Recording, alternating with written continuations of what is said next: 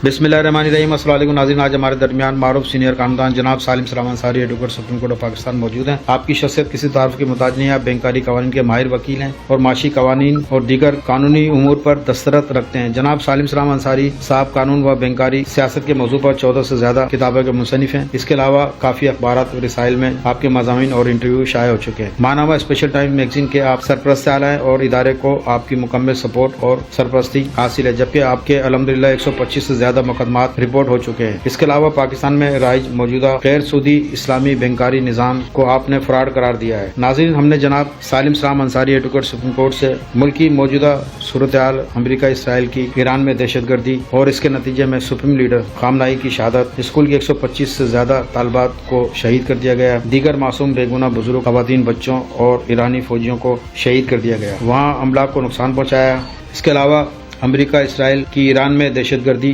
की जंग को बढ़ाया तो ये जंग मुत्तहिदा अरब अमारात में फैल गई और ईरान ने जवाबी कार्रवाई करते हुए जिन इस्लामी ममालिक में अमरीकी फौजी अड्डे थे इनको निशाना बनाया, क्योंकि अमरीका वहां से ईरान पर हमला करता था। इसी जंग की सूरत हाल के नतीजे में पेट्रोल का बुरान आया और पाकिस्तान ने फौरी तौर पर पेट्रोल की कीमतों में 55 रुपए से ज्यादा इजाफा कर दिया गया और अवाम पर पेट्रोल पंप गिरा दिया गया। महंगाई का तूफान आ गया। हालांकि जिन ममालिक में पेट्रोल की कीमतों में इजाफा हुआ है वहाँ इतना पेट्रोल नहीं बढ़ाया गया। इसी तरह सरकारी महकमों में 7 दिन के बजाय 4 दिन ऑफिस में काम करने की इजाजत दी गई और इस तरह अदालतों में 4 दिन मुकदमा चल सकते हैं और दीगर पाबंदियां लगा दी गई। मुल्क में इस वक्त खारजा पॉलिसी नाकाम हो चुकी है। अमन अमान की सूरत हाल इंतहाई खराब हो चुकी है। इसी तरह कराची बार के इलेक्शन 3 मरतबा मुलतवी कर दिए गए। सियासी जमहूरी अमल रुक गया। इन्वेस्टर बार की सियासत में दाखिल हो चुके हैं। करोड़ों रुपए अब इलेक्शन पर खर्च होते हैं। वकला की वेलफेयर अब नजर नहीं आती है। नाज़रीन, इस तरह हमने जनाब सालिम सलाम अंसारी साहब से कई सवाल किए और इनसे खुसूसी इंटरव्यू किया। आइए आपको सुनवाते हैं। जहाँ तक जंग का ताल्लुक है जो ईरान की इसराइल और अमरीका से, उसमें ये इसराइल ने सजा की और उसके बाद जो अमरीका के मुख्तलिफ ममालिक के अंदर अड्डे थे वो भी इस्तेमाल होने थे इसराइल के खिलाफ। इसराइल ने उनके ऊपर, ईरान ने उनके ऊपर अटैक किया। तो जंग में तो ऐसा होता है कि जहाँ से आपको खतरा होता है कि यहाँ से आपके खिलाफ अटैक होगा तो आप वहाँ अटैक करते। तो ये कहना कि ये कोई खलीजी ममालिक हैं इस्लामी उन पे हमला है, और ऐसा स्टांस पाकिस्तान की गवर्नमेंट ने भी लिया, सऊदी अरब उसके लिए, ये मैं समझता हूँ कोई अजीब सी खारजा पॉलिसी है जो कि मुनाफिकाना किस्म की। और इसराइल के टैक्स की भी हमने मजम्मत की, लेकिन अमेरिका का नाम कहीं गोल कर गए। और हमारी कोई इस वक्त इनफैक्ट कोई वाज़ेह खारजा पॉलिसी नहीं। हमारी खारजा पॉलिसी जो है वो जिसको कहते हैं ना इंतहाई किस्म की, कोई शदीद किस्म की डिप्लोमेसी पे मुश्तमिल है। और उसका आप समझ लें कि उसको मतलब है कि एक हमारा जो रोल है वो पाकिस्तान का वाज़ेह खारजा पॉलिसी न होने की वजह से एक मुनाफिकाना सी खारजा पॉलिसी।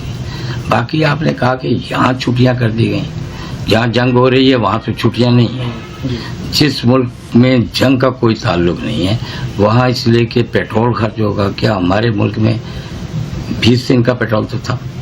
और असल में ये लोग जो हैं इन्होंने इससे पैनिक फैलाया। लोगों में ये तासुर गया वर्क एट होम से कि जैसे हमारे पास थे कुछ, सिर्फ इसलिए।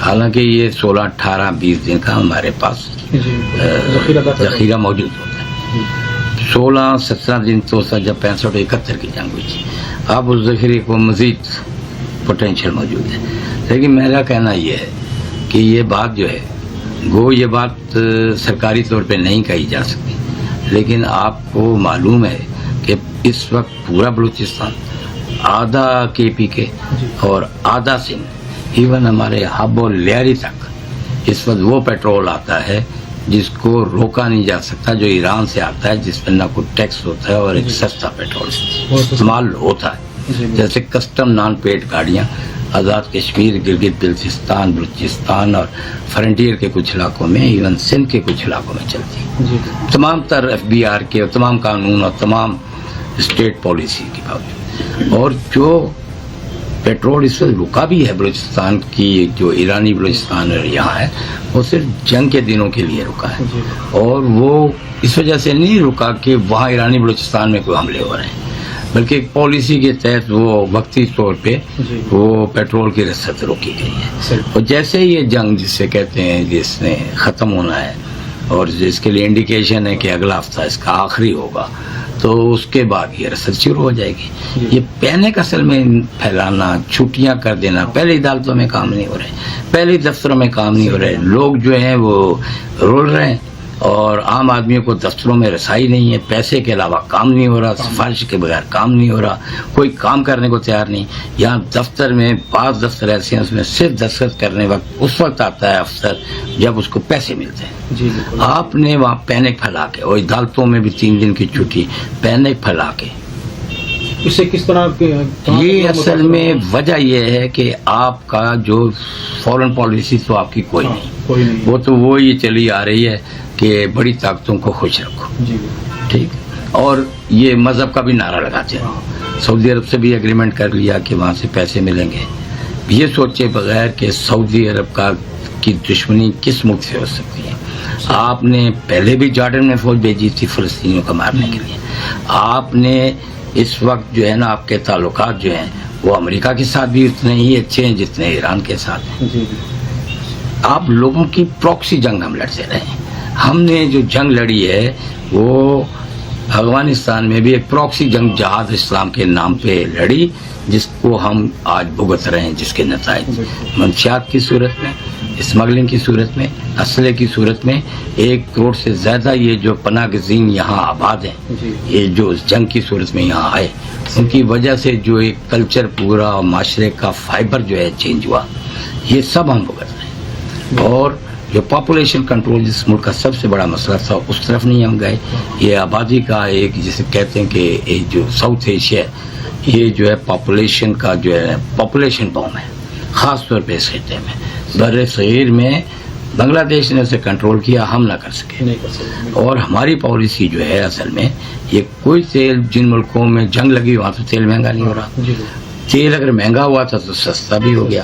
ایک جنگ ہے 10 دن کی یا 15 دن کی اور جس کے لیے آپ نے 52 روپے بڑھا دیے، اصل میں 55 روپے. اصل میں آپ جو ہیں چل رہے ہیں IMF اور ملٹی نیشنلز کے کہنے پہ. یہ ان کی پالیسی ہے کہ پیسے بڑھا دو اور اس آڑ میں بڑھا دو اور مگرمچھ کے آنسو بہاؤ. اور دوسری بات ہے جب آپ اپوزیشن میں ہوتے ہیں تو آپ عجیب و غریب تقریریں کرتے ہیں کہ جی وزیر اعظم چور ہوگا اگر پیٹرول بڑھ جائے. جب آپ کی گورنمنٹ ہو تو آپ کہتے ہیں نہیں قوم کو جو ہے نا کڑوی گولی نکلنی پڑے گی. تو آپ یہ منافقت نہیں کریں. آپ یہ بھی سوچیں اپوزیشن میں گالیاں دیتے وقت حکومت کو کہ ایک دن آپ نے بھی اقتدار میں آنا ہے. ایک مثبت پالیسی ہو. اس حوالے سے ایک بات یہ کرنا چاہوں گا کہ سر آپ لوگوں کی باقاعدہ بار ایسوسیشن بنی ہوئی ہے، پاکستان بار کونسل ہے، سپریم کورٹ بار، پھر ہائی کورٹ بار.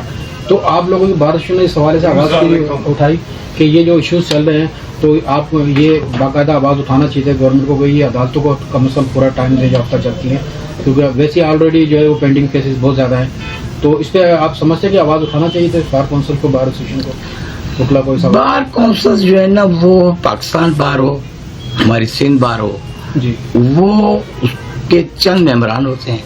اور سندھ بار یا پنجاب بار صوبائی بار ہے، پاکستان بار کے ممبران چنتی ہیں.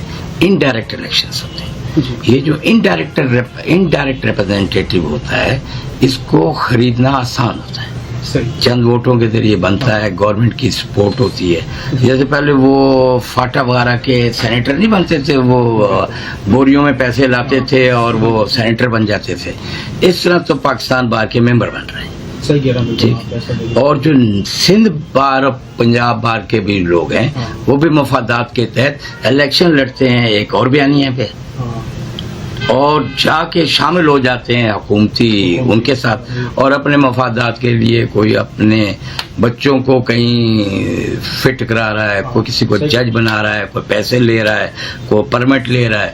اس کے اوپر پوری بار کا ویلفیئر کے لیے کوئی کام نہیں ہوتا. وکیلوں کو اس وقت جو وعدے کرتے ہیں یا وکیل بھی ان سے اس طرح وعدے نہیں لیتے کہ آپ کا موقف کیا ہے. اس وقت دوستی، تعلقات، ادھر ادھر، خوش اخلاقی اور یہ پلانٹڈ قسم کے یہ جو پیڈ ورکر اور پریڈ ڈنرز کے ذریعے آپ الیکشن جیتتے ہیں اور بعد میں جا کے اپنی اوقات دکھا دیتے ہیں. میرا کہنا یہ ہے جو ڈائریکٹ الیکشن ہوتے ہیں جیسے کراچی بار کا ہے، سندھ ہائی کورٹ بار کا ہے، وہاں آپ کو پتا ہے کہ وکیل ووٹ دے کے آپ کو ڈائریکٹ جو ہے نا ہٹ کرے گا اور آپ کی بات نہیں مانے گا. جیسے لاہور ہائی کورٹ بار کے ابھی الیکشن ہوئے, ایک آدمی نے آدھے ووٹ لیے لیکن آپ نے کہا دھاندلی ہوئی ہے. اسلام آباد ہائی کورٹ میں آپ نے دھاندلی کرا کے 9 ووٹوں سے جیتے. تو آپ کو پتا ہے کہ ڈائریکٹ الیکشن میں پبلک کا جو ٹیمپرامنٹ ہے آپ کے ساتھ نہیں, اور پبلک آپ کو سمجھتی ہے کہ آپ کون لوگ ہیں. اسی لیے کراچی بار کے الیکشن نہیں کرائے جا رہے. کراچی بار کے الیکشن کا رزلٹ انہیں معلوم ہے, اور میں نام نہیں لیتا لیکن انہیں پتا ہے کہ کون جیتے گا. اور وہ جیتی ہوئی قوتوں نے ان کو گولی تھوڑی مار دینی ہے, توپ تھوڑی چلا دینی ہے. بس ان کو یہ کہ ہمارے بیانیے کے آگے کوئی دوسرا بیانیہ نہ کھڑا. اور جب وکلا چاہتے کہ کون ان کا صدر بنے, کون ان کا ریپرزینٹیٹو ہو, تو آپ اس فیصلے کو تسلیم ہی کر لیں نا. سندھ ہائی کورٹ بار میں بھی الیکشن ہوئے تو کون سی قیامت آ گئی. اور اگر یہ جمہوری عمل ہے, کوئی وکیل جو ہے اپنی رائے بدلتے بھی رہتے ہیں, اپنی لیڈرشپ چینج بھی کرتے رہتے ہیں, اور ایسا اس قیادت کو کوئی اختیار تو حاصل نہیں ہے. کوئی جنگ کرنے کا, کوئی ٹیکس لگانے کا, کسی کو نکالنے کا, کسی کو رکھنے کا کوئی اختیار نہیں ہے. ان بار اسٹیشن ہو, ہائی کورٹ بار اسٹیشن ہوئے, کراچی بار, ایون جج بنانے کا بھی اختیار نہیں. تو آپ ڈرتے کیوں ہیں؟ لوگوں کا ایک مینڈیٹ اسے سامنے آنے دیں, اس کو دیکھ کے اپنی اصلاح کریں کہ آپ کہاں غلطی کر رہے ہیں, آپ سے کیا منافقتیں ہو رہی ہیں, کیا چیز ہے جو آپ ان کی امیدوں پہ نہیں اتر رہے. بالکل صحیح کہہ رہے ہیں سر. سلسلہ یہ بھی ہے کہ ماشاءاللہ سے رمضان مبارک کا سلسلہ چل رہا ہے, اور ہم سمجھتے ہیں کہ آپ کے خیال میں جو کس طرح لوگوں کی مدد کی جائے, جو غریب طبقہ, ویسے مہنگائی بہت زیادہ ہو گئی ہے, اس مقدس مہینے کے حوالے سے کوئی آپ کا میسج ہے؟ لیکن رمضان مبارک کے جو پاپولیشن ہے ہمارے ملک میں اس کو کنٹرول نہیں کیا, اور دوسرا ایک جنگ کا ماحول. وہ تو یہ کہتے ہیں کہ وہ ایک بفر گیریزن اسٹیٹ بنانی تھی, ملک بنا چلیں, بہت بات ہے. ہم لوگوں کی پراکسی جنگ لڑتے رہے, اب بھی کسی کی پراکسی جنگ لڑ رہے ہیں. لیکن یہ ہے کہ وہ تو ایک الگ بات ہے, وہ تو ایک پالیسی ہے وہ. لیکن جو پہلا مسئلہ تھا پاپولیشن کا, اس سے ساری چیزیں جڑی ہوئی تھیں. ایجوکیشن کا اسٹینڈرڈ بھی, ایجوکیشن اور پاپولیشن, اس پہ ہم نے دھیان نہیں دیا. آج ہماری 25 کروڑ آبادی ہو گئی. بنگلہ دیش کی 16.5 کروڑ ہے, جو 54% تھا. 54%, ہم 46% تھے. تو آبادی کم ہوتی تو ہم ایجوکیشن دیتے ایک اسٹینڈرڈ والی ایجوکیشن نہیں جو موجود ہے. تو اس سے یہ ہوتا ہے ایجوکیشن کی وجہ سے بھی آبادی کم ہوتی ہے, اور پاپولیشن کم ہوتی تو وہ فنڈ بجٹ ہم پراپر ایجوکیشن پہ لگاتے ہیں. تو ہمارے جو لوگ ہیں وہ کارآمد لوگ بن رہے ہیں. ایک ایسے لوگ بنتے ہیں جن کے پاس ہنر ہوتا ہے لڑکوں کے پاس. وہ اس وقت پوری دنیا میں ایک منڈی بن چکی ہے جس میں سرحدیں نہیں ہے, آن لائن ہے, دوسرے وہ چیزیں, دوسرے جو ایون جو کرنسی ہے وہ بھی ایک ایسی آ گئی کہ جو کسی بھی جگہ یوز ہو سکتی ہے, اور لوگ آن لائن کام کر رہے ہیں. ہمارے یہاں نوجوان بھی بے روزگار ہے, وہ منشیات کا بھی شکار ہے. اس کی ایجوکیشن جو ہے وہ بھی عجیب و غریب قسم کی ہے, جو کسی کام کی نہیں ہے, جو اس سے کچھ نہیں دے رہی. نہ ان کو کمپیوٹر ہم نے پڑھایا, نہ ان کی ٹریننگ کی, نہ سائنس کی ایجوکیشن دی, نہ پراپر ایجوکیشن دی. اوپر سے پاپولیشن بڑھا دی. اب ایک بڑھتی ہوئی جو پاپولیشن ہے اس کو ہم نے بیکاری بنا دی. اس کو بیکاری بنانے کے بجائے رمضان ٹھیک ہے, وہ لوگ رمضان کے دنوں میں جو ہے نا وہ سب کچھ کرتے ہیں, زکوٰۃ بھی نکالتے ہیں, غریبوں کی مدد بھی کرتے ہیں, لیکن یہ صرف 1 مہینے کے لیے نہیں, یہ پورے 11 سال پہ جانا چاہیے. اور 11 سال پہ یہ نہیں کہ ٹھیک ہے کوئی بیوہ ہے, کوئی یتیم ہے, بہت ہی معذور کمزور بوڑھا آدمی, اس کی آپ کفالت کرتے ہیں وہ ہے. لیکن یہ جو آپ نے ایک بیکاریوں کی قوم بنا دی ہے, اس کی جگہ ہمیں ایجوکیشن پراپر, جس میں وہ ایسے کوئی تعلیم حاصل کریں جس سے وہ ٹیکنیکلی کوئی تعلیم حاصل کر کے اس سے کچھ حاصل کر سکیں, شعور بھی اور پیسے بھی. اور آبادی کو اگر ہم نے کم کیا ہوتا تو یہ جو 9 کروڑ کا ایکسیس ہے 10 کروڑ کا, اگر بنگلہ دیش سے کمپیئر کر رہے ہیں, اور اگر جاپان سے کر رہے ہیں تو ڈبل کا ایکسیس ہوا ہے. 47 میں وہ بھی 3.5 کروڑ تھے, 47 میں ویسٹ پاکستان بھی 3.5 کروڑ کا, وہ 12.5 کروڑ ہے, ہم 25 کروڑ ہیں. چلیں وہ تو آپ کہتے ہیں کہ غیر مسلم ملک ہے, مسلم ملک سے آپ کر لیں, وہ ملک جو کل تک آپ کا حصہ تھا. تو ہم نے کوئی پلاننگ نہیں, ہم نے بس یہی کیا کہ آج کا دن گزارنا ہے, اپنے پیسے کمانے ہیں, ان پیسوں کو باہر منتقل کرنا ہے, اپنے بچوں کو اعلیٰ تعلیم دینی ہے, ہم نے بڑے بنگلوں میں لینا ہے, اور IMF کی اور جو پالیسی ہے ورلڈ بینک کی اور ملٹی نیشنلز کی ان کو فالو کر رہا ہے. اور جو خارجہ پالیسی بھی تھی جیسے منافع پہ مشتمل ہے. حالانکہ آپ طاقتور ہیں, آپ ایک ایٹمی طاقت ہیں, اس کے بعد آپ کا یہ حال ہے. بالکل اب صحیح ہے. سر کوئی لاسٹ میں میسج عید الفطر کے حوالے سے مطلب دوستوں ساتھیوں کو؟ بس عید کے لیے یہی ہے کہ سب مل کے عید منائیں گے, اور جو لوگ کمزور ہیں, جو لوگ نیڈی ہیں, ان کا خیال رکھنا ہے. اپنی جو خوشیاں ہیں ان پہ اتنا اسراف نہیں کرنا ہے, اور ان لوگوں کا بھی خیال رکھنا ہے. اور یہ اسی میں خوشیاں ہیں. اور عید کے بعد پھر ایک شادیوں کا سیزن شروع ہو جائے گا, اس میں جو اسراف شروع ہو جائے گا. کروڑوں روپیہ ایک ایسے فنکشن کے لیے شروع ہو جائے گا جو لاکھوں میں کیا جا سکتا ہے, اور اس فنکشن کی کوئی اہمیت بھی نہیں رہتی بعد میں. کروڑوں روپے تو آپ کے الیکشن پہ بھی خرچ ہوتے ہیں, جو باہر کونسل کے الیکشن ہوتے ہیں, باہر اسٹیشن کے, اس میں بہت زیادہ خرچہ ہوتا ہے. دیکھیں ہماری پاکستان کی سیاست میں 1980 کے بعد جب سے غیر جماعتی الیکشن ہوئے ہیں, جب سے کچھ منشیات فروش بھی آئے اور کچھ پولیٹیکل انویسٹر جو ہے نا وہ اس سیاست میں آئے, انہوں نے ووٹوں کو خریدنا شروع کیا. اسی طرح ہماری بار کی سیاست میں کوئی انویسٹر آ گئے جو سیاسی شعور سے آ رہی ہیں, لیکن اس کے باوجود آپ نے دیکھا ہوگا کہ جو لوگ پیڈ ورکر اور پیڈ ڈنرز کے ذریعے الیکشن جیتے تھے ان کو وکلاء نے پچھلے سال مسترد کیا, اور اس سال بھی مسترد کریں گے.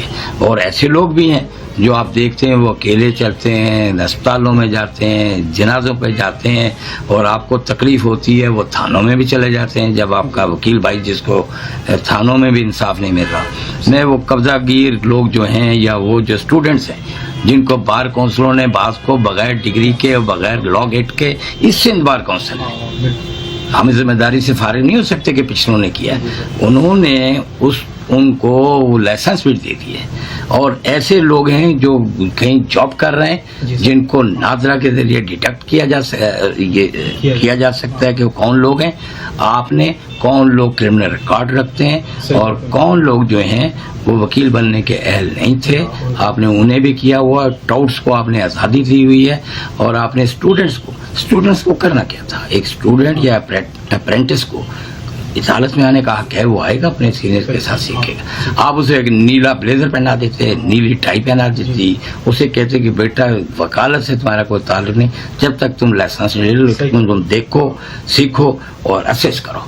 لیکن ہم نے اس کے بجائے وکیلوں کو سکھایا کہ تم سیکنڈ ایئر میں آئے نہیں, تم وکیل بن کے وہاں پہنچ گئے, تم نے جو آدمی سامنے آیا اسے ٹھوڈے مارے, لوگوں پہ قبضے کیے, کیسوں کو خریدا, اور کسی سینئر کے پاس یا کسی فرم کے پاس پڑھنے کے لیے نہیں بھیجا, کیونکہ وہاں ایزی کمائی نہیں ہے. یہ آپ کا قصور ہے, اس کو آپ نے ٹھیک کرنا ہے. لیکن اس طرح نہیں ٹھیک کرنا کہ کہا کہ یہ مرغوں کی لسٹ ہے سب ووٹ ڈالنے.